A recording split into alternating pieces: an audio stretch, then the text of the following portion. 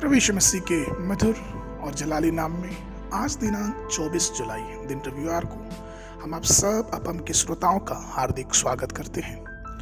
आज के दिन के लिए जो वचन है वो लिया गया है मत्ती रचित सुसमाचार उसका 10 अध्याय 38 पद। वचन कहता है, और जो अपना क्रूस लेकर मेरे पीछे ना चले वह मेरे योग्य नहीं। एक समय की बात है कि एक व्यक्ति इस बात पे ध्यान दे रहा था और सोच रहा था कि शिष्यता क्या है। सोते सोते वो सो गया। नींद में उसे एक नजारा दिखाई दिया। उसकी दृष्टि में वह एक बड़े कमरे के पास आ रहा था जो विभिन्न सामग्रियों से और बड़े बड़े आकार के क्रूस से भरी थी।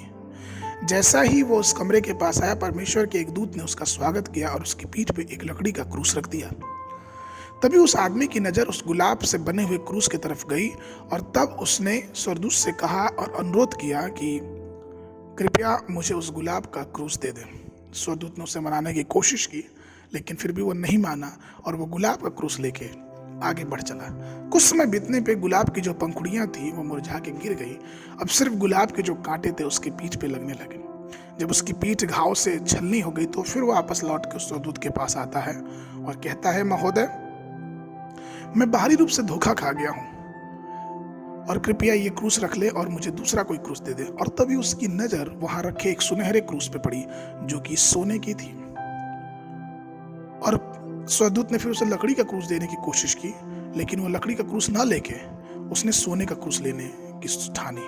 फिर स्वर्गदूत ने उसे मना किया, लेकिन उसने स्वर्गदूत की ना सुनी।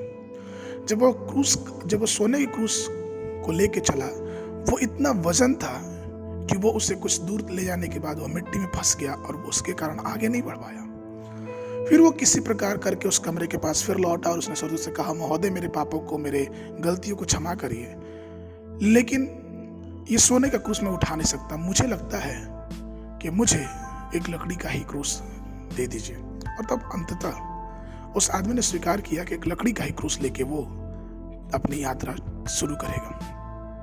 ये एक छोटी सी कहानी है, लेकिन ठीक उसी प्रकार से हमारा और आपका भी जीवन आज के बाहरी दिखावटी में धुंधला होता जा रहा है। हम मसीहत में सुंदरता, सोना, चांदी, गुलाब की पंखुड़ियों के समान अपने जीवन को बिताने की कोशिश करते हैं, जहां तक हमने परमेश्वर की अंदरूनी और आत्मिक बातों से दूर दूर तक अपने जीवन को हटा दिया है। परमेश्वर के प्रिय लोगों, इसलिए वचन कहता है कि संसारिक चीजों के आगे ना जाए, जो आंखों की अभिलाषा, जीविका का घमंड है, इन सब चीजों के पीछे और इन सब चीजों की महानताओं के पीछे ना जाए, बल्कि अपना ध्यान परमेश्वर के उस क्रूस की तरफ लगाएं जिसके द्वारा हमारा छुटकारा हमको मिलता है। उसी को लेके हम परमेश्वर के प्रभु यीशु मसीह के पीछे चले, और जब हम क्रूस का अनुसरण करेंगे तब संसार की सारी वस्तुएं एक अनमोल खजाने की तरफ हमारे और आपके पास आ जाएंगे, क्योंकि हमने क्रूस को अपने जीवन में उठाने की ठानी है।